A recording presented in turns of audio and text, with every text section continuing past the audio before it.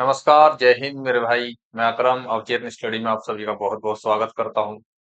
क्या हाल है आप सभी भाइयों के? अच्छे से तैयारी चल रही है भाइयों? चलो करते रहो तैयारी। तैयारी तो हमें करनी है भाई, नौकरी जो लेनी है तो तैयारी करने का तो हमारा फर्ज बनता है। और हम यूपी पुलिस एग्जाम की तैयारी कर रहे हैं, उसमें हम मैथ्स के सब्जेक्ट को कवर कर रहे हैं, जिसमें हमारे अब तक 3 चैप्टर कंप्लीट हो चुके हैं और चौथा चैप्टर आज हम स्टार्ट करेंगे। जो हमारा चैप्टर होगा कंपाउंड इंटरेस्ट, चक्रवर्ती ब्याज। इससे लास्ट क्लास में हमने चैप्टर पूरा किया था अपना साधारण ब्याज का, तो उसी से रिलेटेड है, इसीलिए सीरीज से चल रहे हैं आगे धीरे धीरे बढ़ते हुए। हर चैप्टर को हम बिल्कुल बेसिक से स्टार्ट करते हैं और उसे अच्छे से समझते हैं, फिर एडवांस लेवल तक जाते हैं। अब कंपाउंड इंटरेस्ट को स्टार्ट कर रहे हैं तो इसे भी हम थोड़ा बेसिक से समझेंगे। देखते हैं साधारण ब्याज और कंपाउंड इंटरेस्ट में क्या अंतर होता है, और थोड़ा समझते हैं इसे बेसिक से आओ। देखिए भाई, चैप्टर है हमारा कंपाउंड इंटरेस्ट। कंपाउंड इंटरेस्ट, ठीक है। हिंदी में बोलते हैं इसे चक्रवर्ती ब्याज।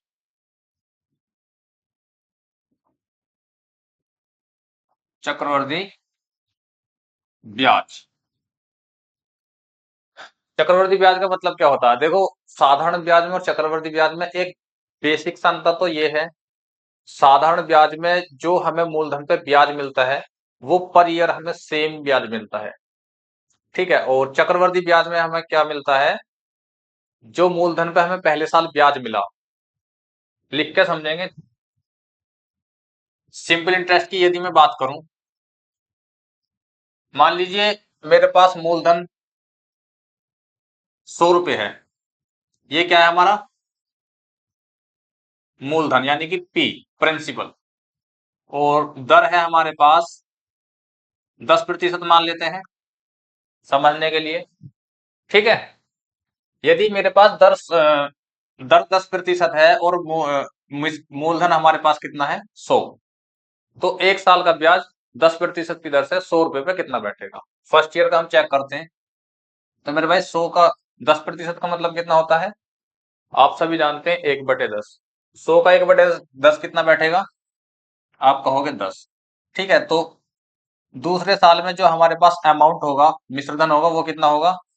ये है अमाउंट, ठीक है। दूसरे साल में प्लस में 10 रुपए हो जाएंगे 10% ब्याज लेने पे, ठीक है। ये सिंपल इंटरेस्ट है। सिंपल इंटरेस्ट में यही होता है कि हर साल हमें सेम ही ब्याज मिलेगा। अब हमें यहाँ 10 रुपए ब्याज मिला है, यानी कि 10%। तो मेरे भाई दूसरे साल में भी हमें 10 रुपए ही ब्याज मिलेगा, तो कितना ब्याज हो जाएगा? कितना हो जाएगा हमारा अमाउंट दूसरे साल में? आप कहोगे ये 10% इसका है, मूलधन का। हमेशा मूलधन पे लगेगा, ना कि इस पे, मिश्रधन पे नहीं, ठीक है। तो ये दूसरे साल में है, +10 ऐड हो जाएंगे। यदि मैं तीसरे साल की बात करूं तो इसमें फिर से 10 ऐड हो जाएंगे और कितना हो जाएगा? 130, ठीक है। ये तीसरे साल में हमारी अमाउंट होगा।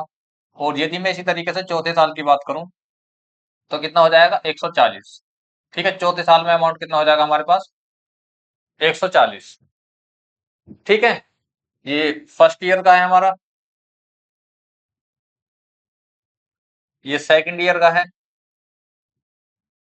और ये थर्ड ईयर का है, और ये है हमारा फोर्थ ईयर, ठीक है। ये होता है हमारा साधारण ब्याज। यानी कि पहले साल में भी 10 मिला, दूसरे साल में भी हमें 10 रुपए मिला, तीसरे साल में भी 10 मिला, और चौथे साल में भी हमें 10 मिला। ये है हमारा साधारण ब्याज। अब ये देखना है कि चक्रवर्ती ब्याज क्या होता है, उसमें क्या डिफरेंस है, ठीक है। मान लीजिए चक्रवर्ती ब्याज में हमें दर तो यही दे रखी है, और मूलधन हमारे पास कितना है? 100 रुपए। ये है हमारा मूलधन चक्रवर्ती ब्याज के लिए। थोड़ा ध्यान से समझना, अच्छे से देखोगे ना तो सारी चीजें क्लियर होंगी, कोई डाउट आपको नहीं बचेगा, ठीक है। 100 रुपए हमारे पास मूलधन है। यदि मैं 10% इस पर दर से ब्याज देता हूं तो इसका 10% कितना होगा? आप कहोगे प्लस में 10। कितना हो जाएगा हमारे पास अमाउंट? 110 हो जाएगा, ठीक है ना। 110 हो जाएगा हमारे पास अमाउंट फर्स्ट ईयर में। First year. अब यहां से आगे को जो चलेगा वही चीज चक्रवर्ती ब्याज है, यही हमें समझना है। 110 रुपए हमारे पास अमाउंट हो चुका है। अब जो हमें ब्याज मिलेगा 10%, वो मिलेगा हमें इस 110 पे। जो हमारा दूसरे साल में अमाउंट है ये हमारा मूलधन बन जाएगा। जो भी हमारा अमाउंट आता जाएगा वही हमारा मूलधन बनता जाएगा और उसी पे ही हमारा ब्याज लगेगा। अब 10% साधारण ब्याज में तो लगता था इस पे मूलधन पे, लेकिन यहाँ जो 10% दर है वो मूलधन पे ना लगकर वो लगेगी हमारी जो दूसरे साल में, पहले साल में जो हमारा अमाउंट आया इस पे। तो 10% किसका लगेगा? इसका। इसका 10% कितना होगा? आप कहोगे 11। देखो निकाल के बताते हैं, 110 का 10% कितना हो जाएगा? 11। ठीक है, तो हमें 11 रुपए ब्याज मिलेगा। कितना अमाउंट हो जाएगा हमारा? 121 दूसरे साल में। ठीक है, सेकंड ईयर में कितना हो जाएगा अमाउंट हमारा? 121। अब यहाँ पे आप देख रहे होगे एक बात कि यहाँ पे दूसरे साल में ब्याज कितना मिला था? 10। यहाँ कितना मिला? 11। यही तो डिफरेंस है चक्रवर्ती ब्याज में। भाई यहाँ पे हमें जो मूलधन है उस पर तो ब्याज मिलता ही मिलता है। जो मूलधन पे हमें ब्याज मिला है पिछले ईयर में उस पे भी हमें ब्याज मिलेगा। यानी कि 100 रुपए पे 10 रुपए तो मिले मिले हैं। और यहाँ पे जो 10 रुपए एक्स्ट्रा ये ब्याज मिला था इसका भी 10% मिला है। तो इसका 10% कितना हो जाएगा? 10 का 10% 1। यानी कि टोटल ब्याज कितना हो जाएगा हमारे पास? 11।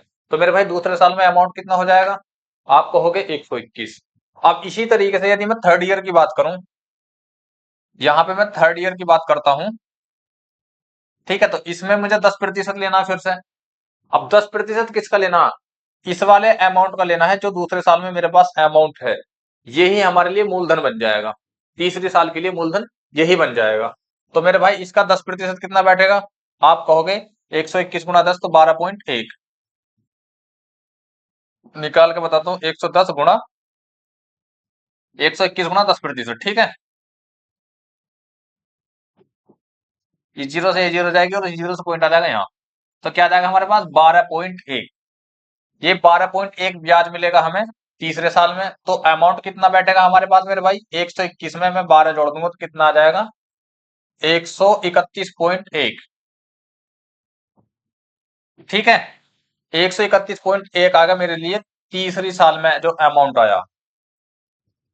तीसरी साल में जो हमारे लिए अमाउंट होगा वो हो जाएगा 133.1। अब इसी तरीके से यदि मैं आगे बढ़ूं, यदि मैं आगे चलूं चौथे साल के लिए, फोर्थ ईयर के लिए, तो मुझे इस पे फिर से 10% लेना है। इसका 10% कितना बैठेगा? आप कहोगे 13.31। 13.31। ठीक है, इसका 10% कितना बैठेगा? देखो 133.1 गुणा 10%। इस जीरो से ये जीरो कट जाएगी और इस जीरो से एक पॉइंट इधर को और आ जाएगा तो कितना आ जाएगा? 13.31। ठीक है मेरे भाई, ये वाला ब्याज मिलेगा हमें चौथे ईयर में। और अमाउंट कितना बैठ जाएगा हमारे पास? इसमें मैं जोड़ दूंगा तो कितना आएगा? यहाँ पे एक जीरो लगा लेते हैं। ठीक है, 31 और 10 कितना हो जाएगा? 41 पॉइंट, और 13 और 33 कितना हो जाएगा? 146। ठीक है, चौथी साल में जो अमाउंट बैठेगा हमारे पास कितना बैठेगा? 146.41। समझ में आया यहाँ से? अब आप यहाँ पर देख रहे होगे मेरे भाई, 100 रुपए हमने मूलधन यहाँ पे इन्वेस्ट किया था, 100 रुपए साधारण ब्याज में। तो हमारे पास 4 साल में कितना आया था मिश्रधन? 140। और यहीं पे हमने 100 रुपए इन्वेस्ट किए थे चक्रवर्ती ब्याज पे। तो यहाँ पे हमारे पास अमाउंट कितना आया चौथी साल में? 146.41।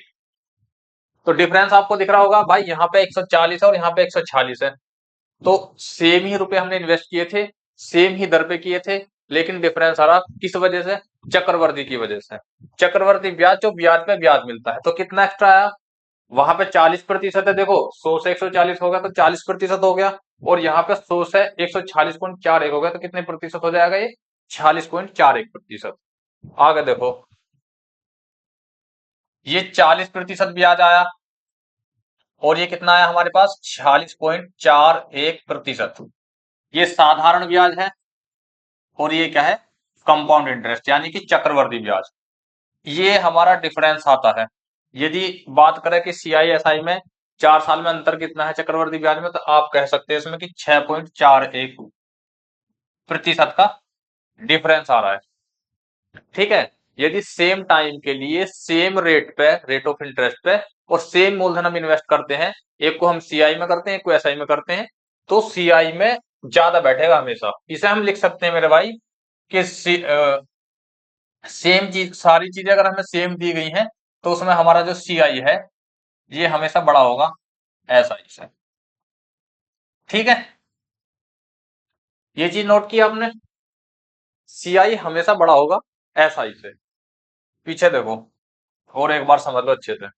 भाई 100 रुपए में यदि इन्वेस्ट करता हूं, बिल्कुल बेसिक से समझ रहे हैं मेरे भाई हम, इससे भी हमने रिलेट कर लिया है जो साधारण ब्याज है उसे भी। 100 रुपए मैंने इन्वेस्ट किया तो एक साल में मुझे 10 रुपए ब्याज मिलता है 10% की दर से, तो कितना हो जाता, 110। ठीक है, और यहाँ पे कितना मिलता है, इसमें तो सारी चीजें देखो सेम है, यहाँ पे भी 10 मिला है, यहाँ पे भी 10 मिला, यहाँ पर भी 10 मिला है, और यहाँ पर भी 10 मिला है। तो हर साल साधारण ब्याज बराबर है जो सिंपल इंटरेस्ट पे है। और चक्रवर्ती ब्याज देखो, पहले साल कितना है 10, दूसरे साल कितना 11, तीसरे साल कितना 12.1, और मेरे भाई पहला दूसरा तीसरा चौथे साल कितना है 13.31। तो डिफरेंस आ रहा है कि नहीं आ रहा है? यही चक्रवर्ती ब्याज होता है। जो ब्याज पर भी हमको ब्याज मिले उसी को हम चक्रवर्ती ब्याज कहते हैं। ठीक है, तो आप यहाँ पे एक चीज देख रहे होगे मेरे भाई कि जो 10 रुपए पहले साल में साधारण ब्याज और दूसरी साल में साधारण ब्याज, ये दोनों बराबर हैं। पहली साल के साधारण ब्याज में और चक्रवर्ती ब्याज में कोई डिफरेंस नहीं होता। ठीक है, ये बात आप ध्यान रखना। आगे चलते हैं इसी तरीके से। ये तो समझ में आ गया होगा आपके कि इसमें 4 साल का 10% हमारे पास क्या थी, रेट ऑफ इंटरेस्ट, और टाइम यहाँ पे कितना था 4 साल का। ठीक है, टाइम कितना था 4 ईयर का, और मेरे भाई पी बराबर कितना रखा था हमने 100। ठीक है, ये हमारा साधारण ब्याज और ये क्या है हमारा चक्रवर्ती ब्याज। अच्छे से एक बार देख लो और इसे भी अच्छे से एक बार समझ लो खूब ध्यान से। ठीक है,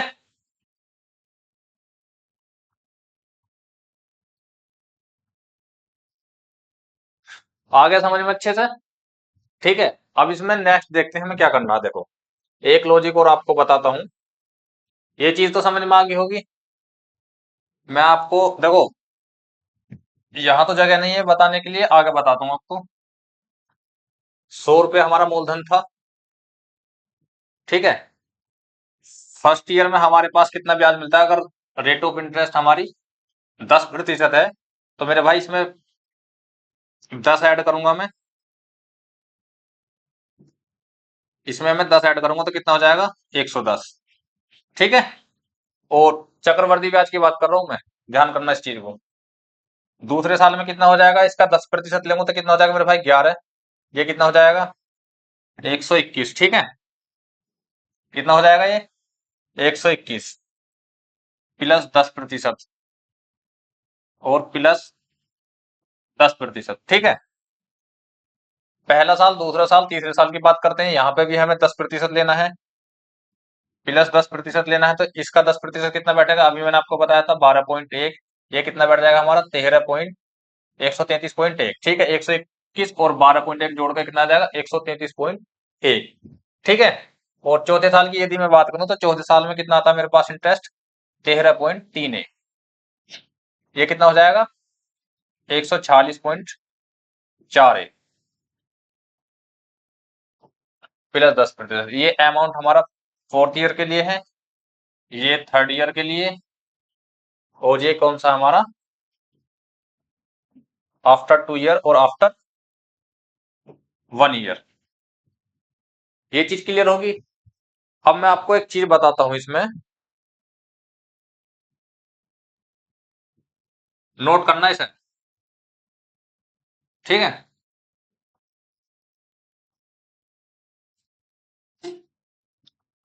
सीआई में, सीआई में जो अमाउंट होता है,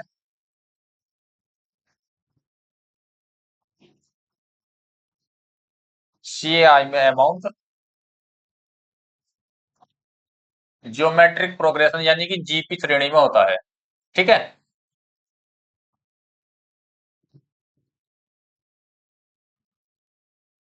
ये चीज आप नोट कर लो। सीआई में जो अमाउंट होता है, यदि रेट ऑफ इंटरेस्ट हमें एक दे रखी है, तो उसमें जो अमाउंट होगा हमारा, जैसे पहले साल, दूसरे साल, तीसरे साल, चौथे साल, जो वो हमारा अमाउंट होगा, वो हमारा गुणोत्तर श्रेणी में होगा। वो कैसा होगा मैं आपको समझाता हूँ। देखो, जैसे दर दे रखी है हमें 10%, तो 10% का मतलब कितना होता है? 1/10, यानी कि 10 रुपए की चीज, 10 की चीज में हमें 1 का ब्याज मिलेगा, तो वो कितनी हो जाएगी? 11 हो जाएगी, नहीं हो जाएगी 11? 10 रुपए की चीज पे हमें 1 ब्याज मिलता है, तो कितनी हो जाएगी वो? 11। 10 तक कितनी हो जाएगी? 11। यानी कि हम कह सकते हैं इसे 1.1 का गुणज, इसे बोलते हैं मल्टीपल फैक्टर। ठीक है। गुणोत्तर श्रेणी क्या होती है आप सभी को पता होगा। देखो, जैसे ये है 5×15 ×45, ठीक है, 5×15, 15×45, और 45 कितने होते हैं हमारे? 3×5 = 15, 3×4 = 12, 13, 135। यानी कि इसमें मैंने 3 की मल्टीप्लाई करी, इसमें 3 की मल्टीप्लाई करी, और इसमें मैंने 3 की मल्टीप्लाई करी। ठीक है। जो जिस तरीके से हमारी श्रेणी बढ़ रही है, उस तरीके से हमारी 3 की मल्टीप्लाई हो रही है हर संख्या में। इसी बोलते हैं हम गुणोत्तर श्रेणी। ठीक है। अब देखो समझाता हूँ इसे आपको कि इसके अमाउंट जीपी में कैसे होते हैं। जब हमें दर 10% दी हो, तो 10% का मतलब क्या होता है कि हर बार 1.1 की मल्टीपल होगी, जो संख्या होगी। जैसे यहाँ पे 100 है, ठीक है। अब 100 में मैं यदि 1.1 की मल्टीप्लाई कर दूं, तो कितना आएगा आंसर हमारे पास? 110। ध्यान से देखो, बहुत ही काम की चीज है, आपके अगले जब आप चैप्टर को पढ़ोगे तो बहुत काम आने वाली है सारी चीजें। 1.1 का मल्टीपल है ये नहीं है? 100 की मल्टीप्लाई 1.1 में करूँ तो कितना आ जाएगा मेरे पास? 110। यदि मैं 110 की मल्टीप्लाई 1.1 में करूं, तो कितना आ जाएगा मेरे पास आंसर? 121। ठीक है। यदि मैं 121 में 1.1 की मल्टीप्लाई करूं, तो कितना आ जाएगा मेरे पास आंसर? 133.1। इसी तरीके से 133.1 में मैं मल्टीप्लाई करता हूं 1.1 की, तो कितना आएगा मेरे पास? 146.41। तो आपको यहां से नजर आ रही होगी चीजें कि मेरे भाई अमाउंट में हर बार, देखो ये जो है हमारे पास पहली साल में, दूसरी साल के लिए जो है ये प्रिंसिपल बन जाएगा। ये अमाउंट है पहली साल का, लेकिन दूसरी साल के लिए क्या बन जाएगा? प्रिंसिपल, यानी कि मूलधन। इसी तरीके से ये जो दूसरी साल में हमारे पास अमाउंट है, वो तीसरी साल के लिए क्या बन जाएगा? प्रिंसिपल। इसी तरीके से इसमें भी तीसरी साल का ये हमारे पास अमाउंट है, मिश्रधन, तो ये क्या बन जाएगा हमारे पास? चौथी साल के लिए प्रिंसिपल, यानी कि इसी का मल्टीपल होगा। 1.1 की मल्टीप्लाई करी इसमें, तो 110 आ गया, 110 में 1.1 करी, इतना आ गया। इसी तरीके से सारी ये सीरीज है हमारे पास। तो आपको नजर आ रहा होगा, जब हमारे पास सेम संख्या से हर अमाउंट में मल्टीपल हो रहा है, तो ये अमाउंट हमारे किस चीज में होंगे? आप कहोगे गुणोत्तर श्रेणी में। ठीक है। 10 की जगह यदि हमारे पास दर दे रखी हो 20%, तो 20% का मतलब क्या होता है? 1.2 का मल्टीपल फैक्टर, यही होता है। 30 दे रखा हो, 30% दर दे रखी हो, तो क्या आ जाएगा हमारे पास? 1.3 का। ठीक है। अगर हमारे पास 12 दे रखी हो, दर कितनी दे रखी हो? 12%, तो क्या आ जाएगा हमारे पास? 1.12। ये समझ में आ रहा किस तरीके से आ रहा है? समझ में आ रहा है आपके? मेरे भाई जब 12% की दर है 100 पे, यदि मैं 12% ऐड करता हूं, तो कितना हो जाएगा? 112। ठीक है, और बटे 100, इन दो जीरो से यहाँ पे पॉइंट आ जाएगा, नहीं आ जाएगा? इसी तरीके से है ये। ठीक है।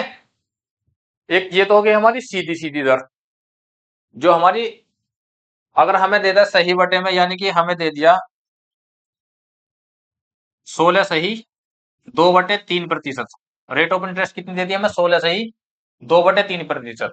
तो 16 सही 2/3% का मतलब क्या होता है भाई? परसेंटेज देखो हमारे इसी तरीके से काम आती जा रही है, जो हमने फर्स्ट क्लास में की थी। उसे तो आप बहुत अच्छे तरीके से कवर कर ही लो, उस पर तो बहुत ही अच्छे से काम करना आपको, ताकि हमारी आगे की चीजें आसान हो सके। अब 16 से ही 2/3% लिख रहा, तो इसका मतलब क्या होता है? 1/6। यानी कि 6 चीज थी हमारे पास, 6 बेस था, और वो 1 बढ़ गया, तो कितना हो जाएगा? 7/6। यानी कि मल्टीपल फैक्टर क्या हो जाएगा? 7/6। अब हमारे पास x चीज है, दूसरे पेज पर समझाता हूं आपको। दर कितनी है हमारे पास? आर प्रतिशत। ठीक है, आर प्रतिशत कितना दे रखा है? 16 से ही 2/3%। इसका मतलब क्या होता है? 1/6। यानी कि हम कह सकते हैं कि हर बार वो संख्या अपने आप की 7/6 हो जाएगी। ठीक है, मान लीजिए हमारे पास पी कोई मूलधन है और उस पर दर कितनी दे रखी है हमें? 16 से ही 2/3%। तो पहले साल में जो उसमें ब्याज मिलेगा वो कितना मिलेगा भाई? 16 से ही 2/3% का मतलब मैंने बताया 1/6। यानी कि वो संख्या 6 से 1 बढ़ जाएगी, 7 हो जाएगी, तो 7/6 हो जाएगी। यानी कि हम इसे कह सकते हैं कि 7/6 का गुणज। भाई 7/6 की गुणा मैं पी में करता हूं तो ये क्या बन जाएगा मेरे पास? अमाउंट फर्स्ट ईयर में बन जाएगा, नहीं बन जाएगा? यदि मैं नेक्स्ट की बात करूं, नेक्स्ट ईयर में, ठीक है, तो फर्स्ट ईयर हो गया। यदि मैं सेकंड ईयर की बात करूं तो सेकंड ईयर में भी तो मेरे भाई 7/6 का मल्टीपल होगा। जो भी अमाउंट हमारा आता है पीछे, उसमें 7/6 की यदि मैं मल्टीप्लाई कर दूंगा तो ये हमारा सेकंड ईयर का अमाउंट आ जाएगा। तो कितना आ जाएगा? आप कहोगे 7/6 की जब 2 बार गुणा करूंगा तो 7/6 का स्क्वायर इंटू पी, यही आएगा कि नहीं आएगा? कोई भी डाउट हो तो मेरा भाई आप कमेंट में भी पूछ सकते हो, और इस क्लास के डिस्क्रिप्शन में हमने लिंक दिया है, तो उसके माध्यम से भी आप पूछ सकते हो। ठीक है, ये चीज आपको समझ में आ रही है? बिल्कुल भाई, बेसिक से चलना है और बेसिक से धीरे धीरे आगे हमें बढ़ते रहना है। पहले इसके जड़ों को तो समझ लें कि चक्रवृद्धि ब्याज होता क्या है, किस तरीके से इसमें प्रोग्रेस होती है। ठीक है, ये एक तरीके से आपने पढ़ा होगा ना, जैसे किसी संख्या में क्रमागत बढ़ोतरी हो रही है। ठीक है, अब से पहले हमने जैसे छूट पड़ी थी उसमें क्रमागत छूट, जैसे 2 छूट दे दी, लगातार 2 छूट दे दी, लगातार किसी संख्या में प्रोग्रेस हो रही है। तो बस ये है कि ये सक्सेसिव इंक्रीज है, प्रतिशत का, परसेंटेज का सक्सेसिव इंक्रीज है, इसमें हर साल बढ़ोतरी होनी है। ठीक है, तो मेरे भाई इसी देखो, सेकंड ईयर होगी, अगर थर्ड ईयर की मैं बात करूं तो थर्ड ईयर में आप यहां देखोगे इसमें भी 7/6 की मल्टीप्लाई कर दूंगा मैं। जो हमारे पास ये मूलधन बचेगा पिछले वाले ईयर का, इसमें 7/6 की मल्टीप्लाई करूंगा तो यहाँ पे कितना मेरे पास अमाउंट आएगा? 7/6 की पावर 3 इंटू पी। यहां तक कोई प्रॉब्लम आपको? एक बार अच्छे से आप देख लो। ठीक है,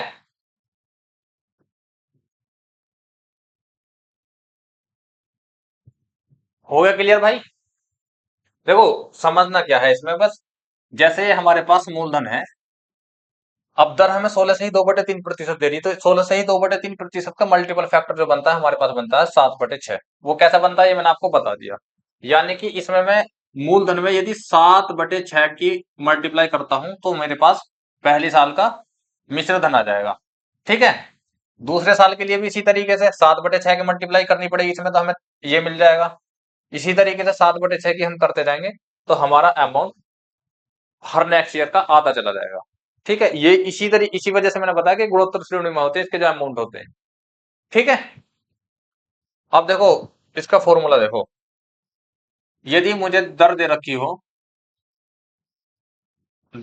हो मुझे आर प्रतिशत, ठीक है, और टाइम दे रखा हो मुझे एन वर्ष का, और मूलधन क्या हो हमारे पास?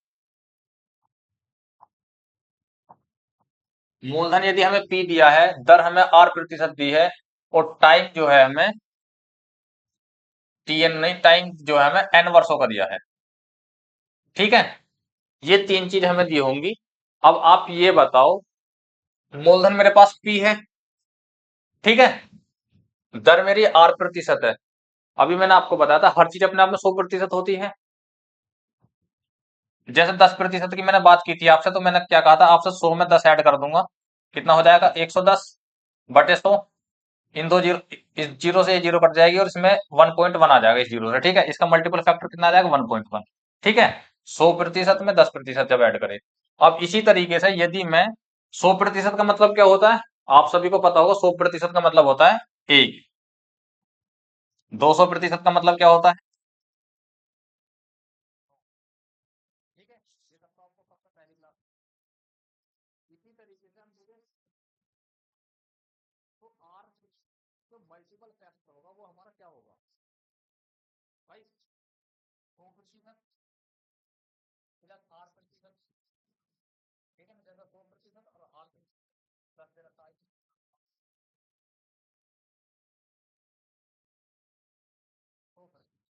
ठीक है।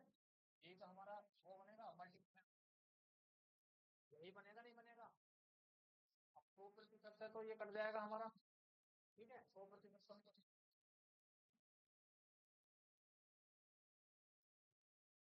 100% का मतलब क्या होता है ये, याद रखो 100%। और एक में यदि मैं आर प्रतिशत ऐड कर देता हूँ, आर प्रतिशत में ऐड कर देता हूँ तो मल्टीपल फैक्टर यही बनेगा नहीं बनेगा भाई, बनेगा।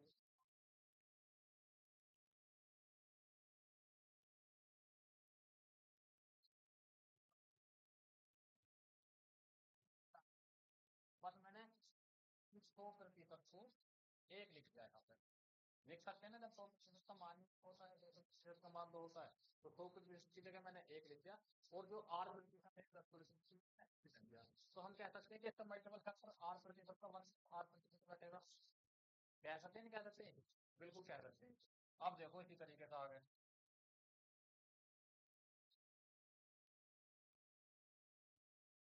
इसका मल्टीपल फैक्टर कितना आ गया हमारे पास, 1 प्लस आर, ठीक है।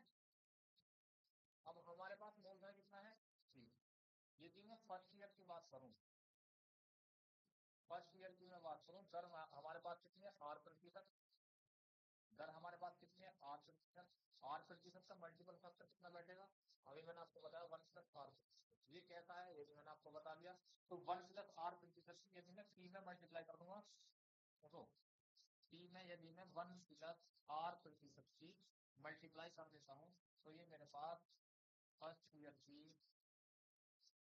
राशि होगी, अमाउंट होगा। ये मल्टीपल फैक्टर जैसे मैं अभी 7/6 की गुणा कर रहा था, चीज जिसे मैंने आपको करके दिखाया था, मल्टीपल फैक्टर 7/6 था, तो गुणा कर पहले स्टार्ट था। हमारे आर दर ले लेने से मल्टीपल फैक्टर क्या आया है 1 प्लस आर, 1 प्लस आर आया है, तो इसका 1 प्लस आर की मल्टीप्लाई कर दी मैंने इस तरीके से, मूलधन ये फर्स्ट ईयर का हमारा अमाउंट होगा। अब दूसरे साल के लिए क्या बन जाएगा, दूसरे साल के लिए बन जाएगा मूलधन, तो ये है। अब मैं दूसरे साल की यदि बात करता हूँ, ठीक है, सेकंड ईयर की यदि मैं बात करता हूँ, तो सेकंड ईयर में इसका मल्टीपल फैक्टर कितना दिया हमने 1 प्लस आर, ठीक है। तो मैंने कहा था हर बार मल्टीपल फैक्टर गुणा करते हैं तो हमारा अमाउंट आएगा, उसका क्लियर था। तो 1 plus R into 1 plus R multiply कितने करेंगे हमें 1 प्लस आर प्रतिशत, ठीक है। पिछले भी हमने क्या करा 1 प्लस आर प्रतिशत की मल्टीप्लाई की, ठीक है। अब मैं इसमें मल्टीप्लाई करूंगा तो 1 प्लस आर प्रतिशत तो ये है 1 प्लस आर प्रतिशत, तो आप क्या कहोगे इसमें पी इंटू 1 प्लस आर प्रतिशत का होल स्क्वायर, ठीक है।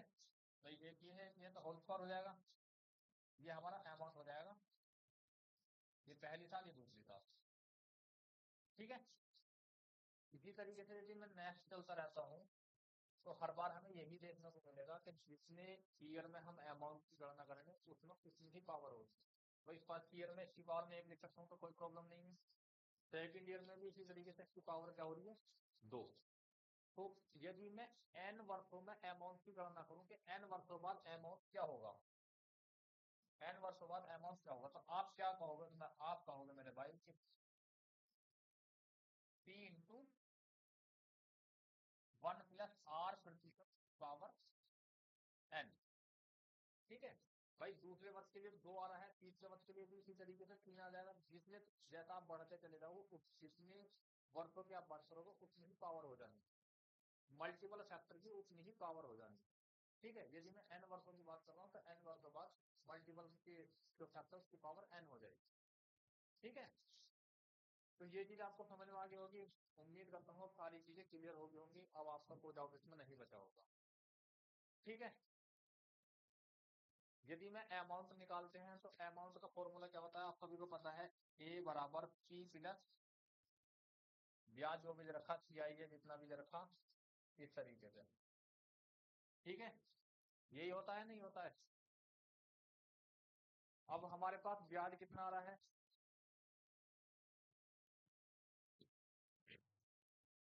देखो यहां से आप एक चीज देख रहे होगे, यदि मैं n वर्षों में अमाउंट की गणना करूं तो हमें क्या करना है, जो भी हमारा मल्टीपल फैक्टर है उसकी पावर उतनी ही कर देनी जितने वर्षों की बात कर रहे हो। ठीक है, इसे बाद में समझाते हैं।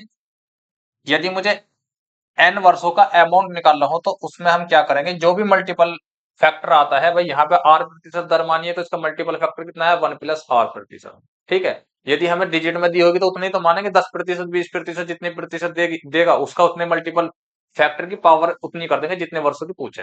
तो यहां से हमें एक चीज देखने को मिल रही है बहुत अच्छे तरीके से, आज तक आप रटते आए होगे उस चीज को, कि यदि मैं मूलधन में 1 प्लस r प्रतिशत की पावर n, ये हमारा मूलधन है, इसमें मल्टीपल फैक्टर की जितने वर्षों की बात करा, n वर्षों की बात करा, तो उसकी पावर मुझे n कर देनी है। ये हमारा क्या निकल कर आ जाएगा, उतने वर्षों का अमाउंट निकल कर आ जाएगा। ठीक है, इसे सरल भाषा में जो किताबों में लिखा होता है वो ये लिखा होता है, यदि a की पावर n बराबर p इंटू 1 प्लस r प्रतिशत को बटे में ले आएंगे तो 100, इसकी होल पावर कितनी हो जाएगी, n। ये फॉर्मूला आप सभी ने किताबों में देखा होगा। छठी सातवीं के बाद में आप सभी ने चक्रवर्ती ब्याज अगर पढ़ा है तो आप सभी ने फॉर्मूला देखा होगा। और किताबों में क्या होता है कि यहीं से स्टार्ट होता है, फॉर्मूले लिखे होते हैं, उसके बाद चैप्टर स्टार्ट हो जाता है। ये फॉर्मूला आखिर बना कहाँ से है, ये चीज भी हमारे समझ में आ गई। भाई बेसिक से हम चलते आए हैं इसी तरीके से, मल्टीपल फैक्टर की जो हमने बात की थी। ठीक है, 10% है तो इसका मल्टीपल फैक्टर कितना हो जाएगा, 1.1। 20% है, इसी मल्टीपल फैक्टर होता कैसा है, जो भी हमें दर दे रखी है ना, जैसे 30% दे रखी है, तो 30% का मतलब क्या होता है, हमारे पास 100% में इसे ऐड करेंगे तो टोटल अमाउंट कितना हो जाएगा, 130%। ठीक है, 130% हो जाएगा, प्रतिशत से नीचे ले जाओगे 100 तो इससे जीरो कट जाएगी, जीरो से यहाँ पॉइंट आ जाएगा, कितना आ जाएगा 1.3। ये होता है हमारा मल्टीपल फैक्टर। इसी की हम मल्टीप्लाई करते चले जाते हैं उसमें प्रिंसिपल में, और हमारा अगला अमाउंट निकलता आता है। ठीक है ना, देखो यहाँ पे हमने इसका मल्टीपल फैक्टर दिया, प्रिंसिपल में इसकी मल्टीप्लाई कर दी तो अमाउंट निकल आएगा। अब इस अगली साल के लिए हमारे लिए प्रिंसिपल क्या होगा, ये। अब इस प्रिंसिपल में यदि मैं इस मल्टीपल पावर की इसकी मैं गुणा करता हूं तो हमारे पास अगली साल का जो है अमाउंट आता है निकल गया। अब इसी तरीके से नेक्स्ट ईयर की यदि मैं बात करता हूं तो इसकी मुझे मल्टीप्लाई फैक्टर की इसमें मल्टीप्लाई करनी पड़ेगी तो मुझे नेक्स्ट ईयर का अमाउंट मिल जाएगा। ठीक है, तो बस यहाँ पे हमने दर को r प्रतिशत माना था और यहीं से हमारा जो है ये फॉर्मूला जनरेट होता है। क्लियर हो गया होगा अच्छे से, ये फॉर्मूला होता है जो बुक में होता है, यदि मुझे n वर्षों का अमाउंट चाहिए तो ये फॉर्मूला मुझे यूज करना होगा। अब इसी तरीके से आगे बात करते हैं, मुझे n वर्षों का CI चाहिए, n वर्षों का CI चाहिए, तो आप सभी को पता होगा कि CI बराबर क्या होता है, यदि मैं अमाउंट में से जो भी हमारे पास अमाउंट है उसमें से मैं प्रिंसिपल को निकाल देता हूं, सबको पता है ना। यदि मुझे साधारण ब्याज में हम क्या करते थे, साधारण ब्याज बराबर क्या होता है, जो भी हमारे पास धनराशि है अमाउंट है उसमें से यदि मैं प्रिंसिपल को माइनस कर दूंगा तो मेरे पास क्या निकल कर आ जाएगा, ब्याज। ये चक्रवर्ती ब्याज है, चक्रवर्ती ब्याज मुझे चाहिए तो n वर्षों में, n वर्षों का चक्रवर्ती ब्याज चाहिए ना, तो n वर्षों में से n वर्षों की मैं मिश्र धन को यानी कि अमाउंट को, अमाउंट में से मूलधन निकाल दूंगा तो मेरे पास क्या आ जाएगा, ब्याज। ब्याज ठीक है, ये तो राशि थी, मूलधन हमने निकाल दिया तो क्या बचेगा हमारे पास, ब्याज बचेगा। यहीं से एक और फॉर्मूला हमारा जनरेट होता है, an का मान कितना क्या आया था अभी हमारे पास, p इंटू 1 प्लस r बटे 100 की पावर n। ठीक है, तो a की जगह रखेंगे हम p इंटू 1 प्लस r बटे 100 की होल पावर n, और माइनस में क्या लिखा है p। ठीक है, यदि मैं CI n वर्षों के CI की बात करता हूं, समझ में आ गया यहां तक। अब यहां से आप कहोगे कि भाई P हम यहां से कॉमन ले सकते हैं, यदि मैंने P यहां से कॉमन ले लिया तो क्या बचेगा मेरे पास, ब्रैकेट में 1 प्लस r बटे 100 की पावर n माइनस 1, ये हमारा फॉर्मूला होता है n वर्षों के CI का। ठीक है, एक फॉर्मूला हमारा किताब में ये लिखा होता है, यदि मुझे n वर्षों के चक्रवर्ती ब्याज की गणना करनी हो तो फॉर्मूला कौन सा यूज करेंगे हम, P इंटू ब्रैकेट में 1+r/(n-1). ठीक है, अब आपको समझ में आ गया होगा फॉर्मूले भी हमारे कहां से बने, एक फॉर्मूला हमारा यहां से बना, एक फॉर्मूला हमारा यहां से बना।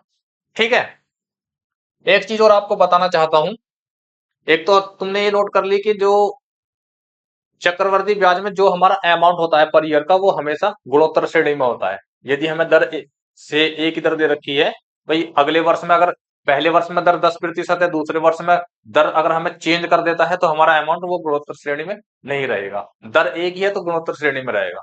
ठीक है, अब यहां से एक चीज और आपने आपसे पहले, चलो किसी से पढ़ी है नहीं पढ़ी है, यदि मैं इसकी बात करूं, हमारे पास ये पहले साल का ब्याज है। ठीक है, जो चक्रवर्ती ब्याज ये पहले साल का है, और ये हमारे पास दूसरे साल का ब्याज है, ये हमारे पास तीसरे साल का ब्याज है। सिर्फ चक्रवर्ती ब्याज की बात करूंगा पर ईयर की। ठीक है, ये यानी कि टोटल ब्याज की, और ये हमारे पास चौथे साल का ब्याज है। ठीक है,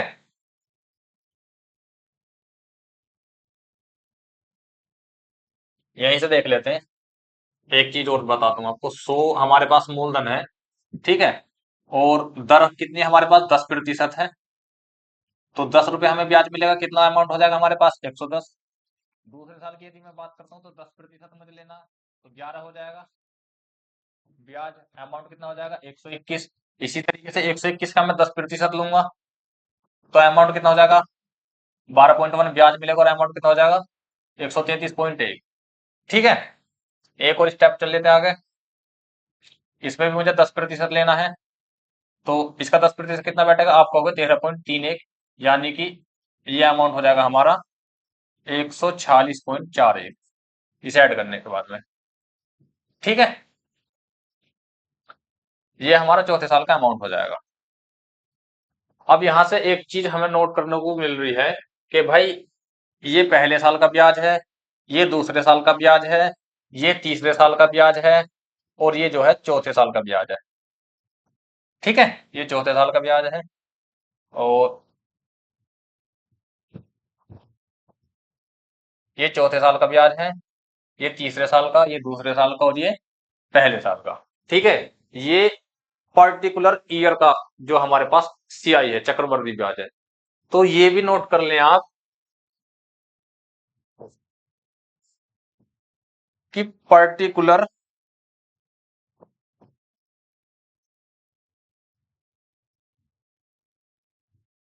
ईयर का सीआई भी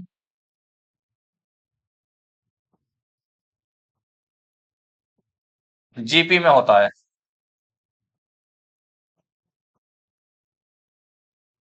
अब होता कैसे है देखो, 10 का जो मल्टीपल फैक्टर होता है वो कितना होता है हमारा 1.1।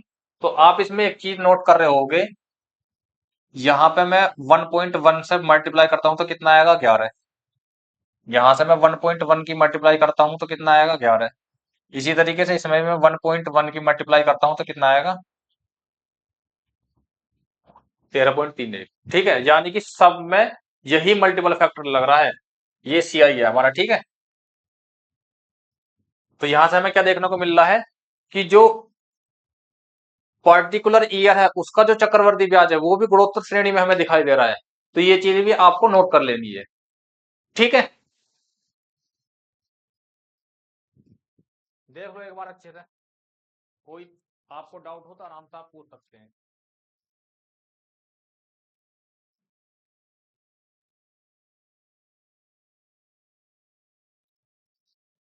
कोई दिक्कत तो नहीं है यहाँ तक? देखो, कुछ भी नहीं है, ये जो हमारा सीआई है ये फर्स्ट ईयर का है। ठीक है, ये सीआई हमारा सेकंड ईयर का है, और ये सीआई हमारा थर्ड ईयर का है, और ये सीआई हमारा फोर्थ ईयर का है। ठीक है, यही चीज तो देखने को मिल है, तो ये ब्याज भी हमारा चक्रवर्ती चक्रवर्ती ब्याज हमारा गुणोत्तर श्रेणी में होता है। ठीक है, ये सारी चीजें आपकी क्लियर हो गई होंगी। ध्यान से क्लास को देखते आना है, अगर समझ में नहीं आता तो क्लास को थोड़ा सा बैक कर लो, कोई दिक्कत नहीं वीडियो को। अब एक चीज और समझाता हूँ आपको जो हमें क्वेश्चनों में देखने को मिलती है। कुछ क्वेश्चनों में हमसे ये भी पूछा जाता है कि पर एनम हमें रेट ऑफ इंटरेस्ट देगा और उसे पूछ लेगा अर्धवार्षिक या तिमाही में पूछ लेगा। मान लीजिए हमारे पास मूलधन 100 रुपए है, ये हमारे पास क्या है, मूलधन। ठीक है, रेट ऑफ इंटरेस्ट कितनी है हमारे पास, 40%।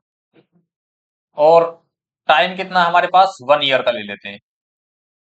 ठीक है, यदि मैं पहले 1 साल में 40% की दर से चक्रवर्ती ब्याज की गणना करूं 100 रुपए पे, ठीक है, ये है हमारा वार्षिक। गणना क्या हो रही है हमारी यहाँ ब्याज की, वार्षिक। अब 100 रुपए हमारे पास मूलधन है, 1 साल की बात है, और दर कितनी है हमारे पास, 40%। ठीक है, तो कितना ब्याज मिलेगा हमें, इस पे मिलेगा 40 रुपए ब्याज। ठीक है, और टोटल कितना अमाउंट हो जाएगा, ये हमारा ब्याज हो जाएगा 1 साल का, 1 ईयर का सीआई। 1 ईयर का सीआई हो या एसआई हो, सेम ही होता है हमेशा, ये चीज तो आपको पता लग गई होगी। ठीक है, यदि मैं गणना करूं इसे अर्धवार्षिक रूप से,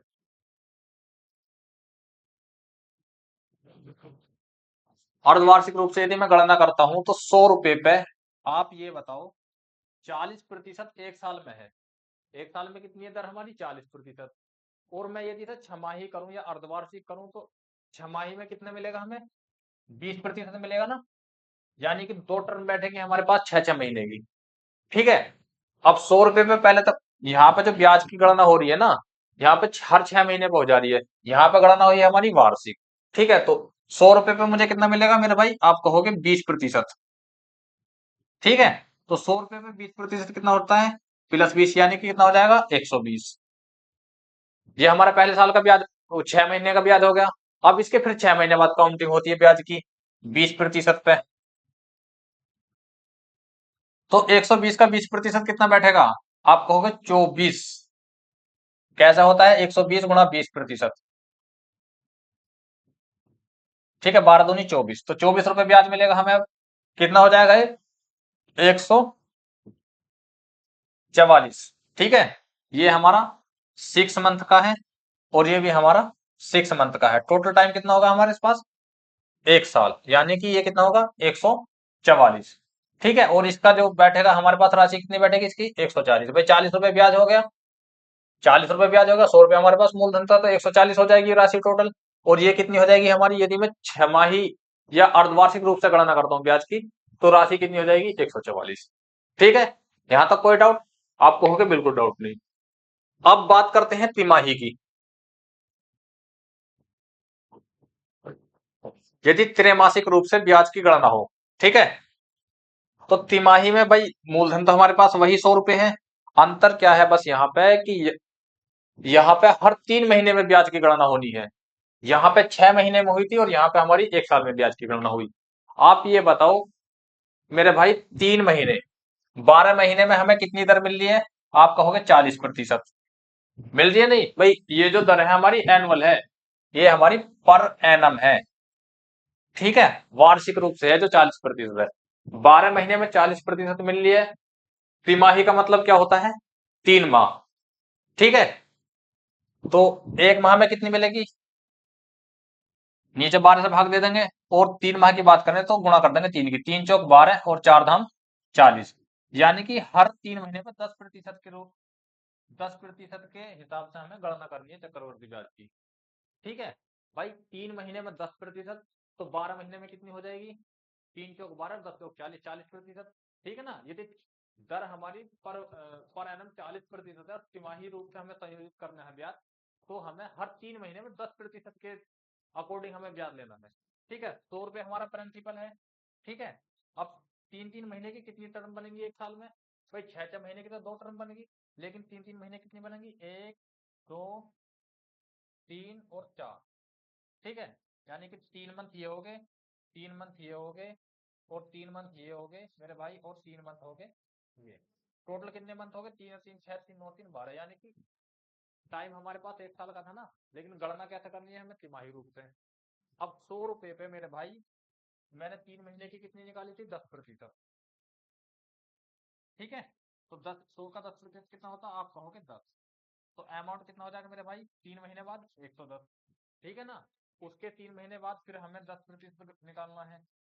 तो 110 का 10% कितना होता है, आप कहोगे 11, तो ये कितना हो जाएगा 121। ठीक है, इसी तरीके से फिर इसका 10% लेना मुझे, अगले फिर 3 महीने में 10% लेना, तो इसका 10% कितना बैठेगा, आप कहोगे 12.1, तो कितना अमाउंट हो जाएगा 133.1।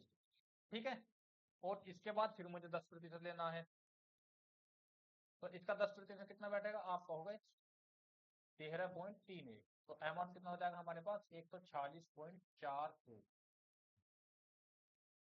अब यहाँ से आपको क्या समझ में आ रहा है, देखो यहाँ पे जो गणना करी है मैंने हर 3 महीने में करी है, यहाँ गणना करी है मैंने हर 6 महीने में, यहाँ गणना करी है मैंने 12 महीने में, यानी कि वार्षिक रूप से। ठीक है, ये 3 कंडीशन हमारे सामने देखने को मिलेंगी जब हम क्वेश्चन सोल्व करेंगे। ठीक है, तो मेरे भाई यहाँ पर 100 रुपए यहाँ इन्वेस्ट किए थे, बस गणना वार्षिक रूप से करिए तो हमारे पास अमाउंट कितना है 140। यहाँ पर भी हमारे पास 100 रुपए थे, देखो यहाँ पर भी 100 रुपए, यहाँ पर भी 100 रुपए, और यहाँ पर भी 100 रुपए, जो अमाउंट है, जो प्रिंसिपल है। तो एक साल में कितना ब्याज कितनी राशि होगी हमारी 140, वार्षिक रूप से यदि हम संयोजित करते हैं। यदि हम छमाही से या अर्धवार्षिक रूप से संयोजित करते हैं तो हमारे पास राशि कितनी आती है 144। ठीक है, और यदि हम 3 महीने में या तिमाही रूप से संयोजित करते हैं उसी प्रिंसिपल पे, दर तो हमारी 40% पर एनम है, तो उसमें हमारा अमाउंट कितना होता है मेरे भाई 146.41। तो आपको यहाँ पे एक चीज देखने को मिल रही होगी कि चक्रवृद्धि ब्याज ऐसा है कि जितने जल्दी आप इसकी गणना करोगे उतना ही ज्यादा हमें ब्याज मिलेगा और उतनी ज्यादा हमें राशि भी होगी। ठीक है, वार्षिक रूप से करो तो 140, यहाँ पे 40 रुपए का ब्याज मिला, यहाँ पे 44 रुपए का ब्याज मिला छमाही में, और तिमाही में कितने का मिला 46.41 का। अब आपके सारे डाउट लगभग लगभग क्लियर हो गए होंगे, चक्रवर्ती ब्याज में और साधारण ब्याज में अच्छे से आपको अंतर भी समझ में आ रहा होगा। ठीक है, आपका बहुत टाइम मैंने ले लिया है इसे बेसिक से समझाने के लिए, और भाई आपके बेसिक यदि समझ में आ जाता है तो आपको आगे क्वेश्चनों को सोल्व करने में कोई प्रॉब्लम नहीं होगी। ठीक है, यदि मुझसे बात करें कि चक्रवर्ती ब्याज पे कोई राशि 3 वर्षों में कितनी हो जाती है मेरे भाई, हम मान लेते हैं 3 वर्षों में ये हो जाती है 625।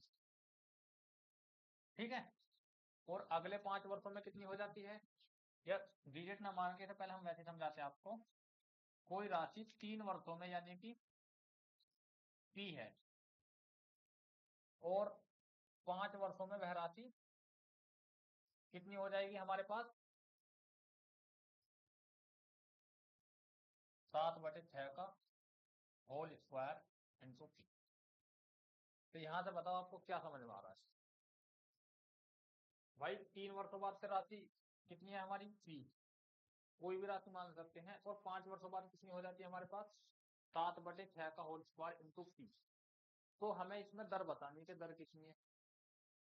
अब मैंने आपको क्या बताया था भाई, ये तीसरे साल में यहाँ पे A1, A2, A3, A4।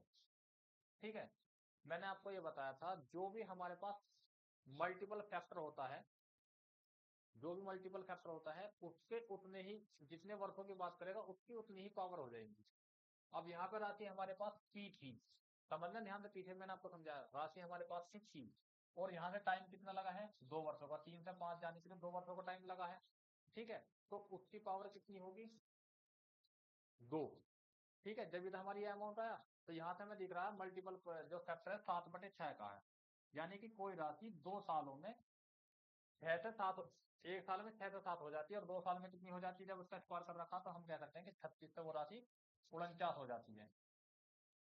ठीक है, तो एक साल में कितनी हो रही है 6 से 7, तो कितनी बढ़ रही है मेरे भाई एक, कितने में 6 से। अब 1/6 कितने के बराबर होता है, अभी आपको पीछे समझाता था 16 से ही 2/3, ये हमारी दर है। बाकी समझोगे आप क्वेश्चनों से, जब इस तरीके के क्वेश्चन आएंगे। अब सारे कंसेप्ट मैंने आपके लगभग लगभग क्लियर करवा दिए हैं। अब एक दो क्वेश्चन देख लेते हैं, टाइम कितना हो गया, बाकी क्लास कल करेंगे, एक आध क्वेश्चन देख लेते हैं। ठीक है, ये क्वेश्चन है हमारा,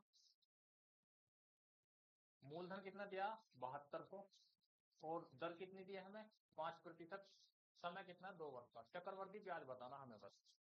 ठीक है, तो जो मैंने आपको पीछे समझाया है, अब हमारे पास ये दर दे रखे 5%। 5% का मतलब कितना होता है 1/20, यानी कि जो हमारा मूलधन है वो है 20, और एक साल में कितना बढ़ रहा है, जो दर है वार्षिक रूप से है, ठीक है ना। 1/20 का मतलब ये राशि एक साल में एक बढ़ जाएगी, यानी कि 20 से 21 हो जाएगी, ठीक है। चक्रवर्ती ब्याज में क्या होता है कि उसकी पावर उतनी हो जाती है जितना हमें समय दिया गया है। अब यदि 21/20 इसका मल्टीपल फैक्टर आ रहा है तो उसकी पावर कर दूंगा, 2 दे रखा तो 2 कर दूं, तो कितना हो जाएगा 21 का वर्ग कितना होता है 440, 20 का वर्ग कितना होता है 400, ठीक है। ये चीज समझ में आई आपके भाई। 400 हमारे पास मूलधन था और 2 वर्षों में कितनी होगी 441, तो कितना ब्याज मिला हमें इस पे, आप कहोगे 41 ब्याज मिला। क्वेश्चन में हमें मूलधन कितना दिया है 7200, तो मेरे भाई 400 की वैल्यू 7200 के बराबर है कि नहीं है, ठीक है। इस जीरो से जीरो कट जाएंगी और एक 4 से 72 कितनी बार कट जाएगा 18 बार, यानी कि एक की वैल्यू कितनी आ जाएगी 18। ब्याज कितना मिला इस पे हमें 41 रुपए का मिला नहीं, 400 से जब 441 होगी 2 वर्षों में, तो 41 की 18 में मल्टीप्लाई कर देंगे तो कितना आएगा 18 एकम 18, और 18 चौक 72 रेख 18 एकम 18 काटना हमको, 18 चौक 72 रेख कितना हो जाएगा मेरे भाई 73, यानी कि 738, ठीक है। ऑप्शन में 728 दे रखा है, ये हमारा गलत हो जाएगा। ये क्या हो जाएगा हमारा 738, ऑप्शन नंबर बी, ठीक है। सारे कंसेप्ट मैंने आपको लगभग लगभग क्लियर करवा दिए हैं, और इसके बाद जो है आपको कल से हम चैप्टर को अच्छे से स्टार्ट करेंगे, आज इसका बेसिक कंप्लीट करवा दिया है, ठीक है। तो मिलते हैं आपसे कल। जय हिंद, जय भारत।